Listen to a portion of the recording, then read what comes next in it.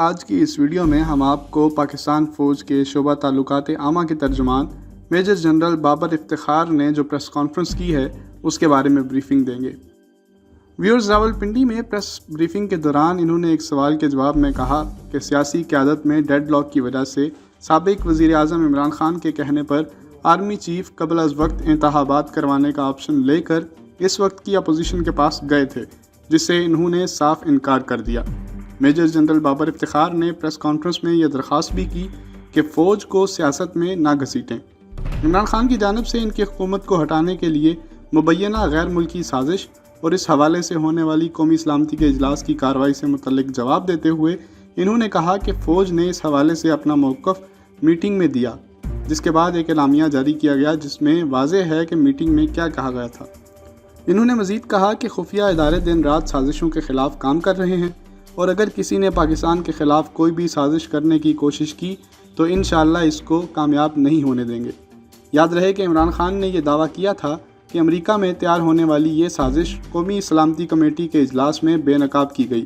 جہاں فوجی سربراہوں کی موجودگی میں اس سازش کی تفصیل بتائی گئی۔ انہوں نے کہا تھا کہ نیشنل سیکیورٹی کمیٹی کی میٹنگ کے منٹس میں یہ بات لکھی گئی کہ جو عدم اعتماد آئی ہے اس کی سازش باہر تیار ہوئی۔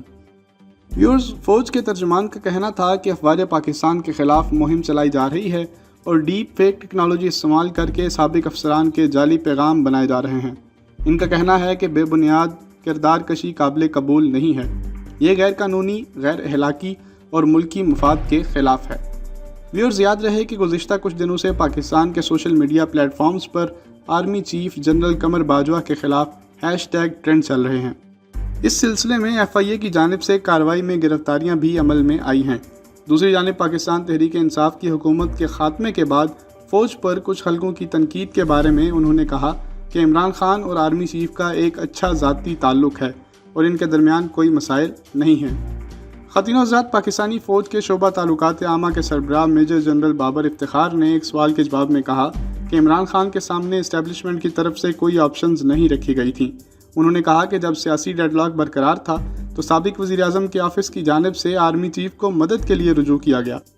انہوں نے کہا کہ بدقسمتی سے ہماری سیاسی جماعتوں کی قیادت اس وقت ایک دوسرے سے بات کرنے پر تیار نہیں تھی۔ انہوں نے کہا اس لیے آرمی چیف اور DGISI وزیر اعظم آفس گئے، جہاں پر ان 3 آپشنز پر بات ہوئی۔ انہوں نے بتایا کہ 3 آپشنز یہ تھیں کہ عدم اعتماد پر کارروائی ہو، دوسرا یہ کہ وزیر اعظم استعفیٰ دے دیں، اور تیسرا یہ کہ اپوزیشن تحریک واپس لے لے اور وزیر اعظم اسمبلی تحلیل کر کے نئے الیکشن کی طرف چلے جائیں۔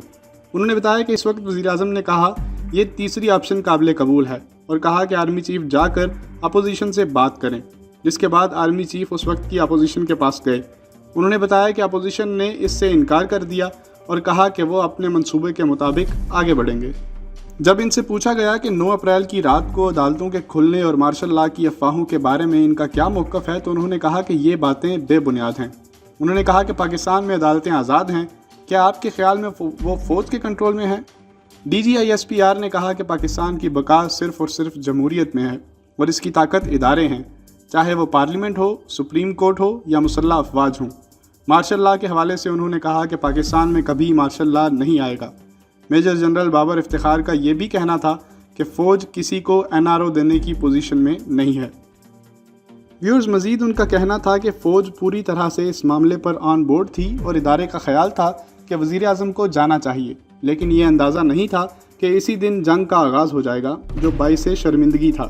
ایک اور سوال کے جواب میں امریکہ کی جانب سے پاکستان میں فوج اڈے مانگے جانے کے حوالے سے بات کرتے ہوئے فوج کے ترجمان نے ذکر کیا کہ وزیر اعظم صاحب سے کسی نے کہا تھا کہ اگر آپ سے فوجی اڈے مانگے جائیں تو انہوں نے کہا تھا کہ ایبسولوٹلی ناٹ، اور اگر مانگے جاتے تو فوج کا یہی موقف ہوتا۔ اصل بات تو یہ ہے کہ انہوں نے مانگے بھی نہیں، فوجی اڈوں کا کسی سطح پر مطالبہ نہیں کیا گیا۔ DGISPR سے سوال کیا گیا کہ گزشتہ 3.5 برس میں امریکہ اور انڈیا کے ساتھ تعلقات بہت تناؤ کا شکار رہے ہیں، جبکہ آرمی چیف نے اسلام آباد سیکیورٹی ڈائلاگ میں حال میں موجود دونوں ممالک کے ساتھ بہتر تعلقات کا اشارہ دیا ہے۔ اس پر انہوں نے کہا کہ آرمی چیف کی سیکیورٹی ڈائلاگ میں کی گئی تقریر پر بہت تنقید ہوئی کہ یہ خارجہ پالیسی کی ڈومین میں مداخلت ہے، مگر انہوں نے کوئی بات پاکستان کی واضح خارجہ پالیسی کے منافی نہیں کی۔ اس سوال پر کہ فوج ان دونوں ممالک کے ساتھ تعلقات کے حوالے سے کیا ان پٹ دے گی جنرل بابر نے کہا کہ اسٹریٹجک سطح پر جب اس طرح کی بات کی جاتی ہے تو سیاسی قیادت اپنے طور پر بات کرتی ہے اور فوج بھی اپنی طرف سے موقف دیتی ہے۔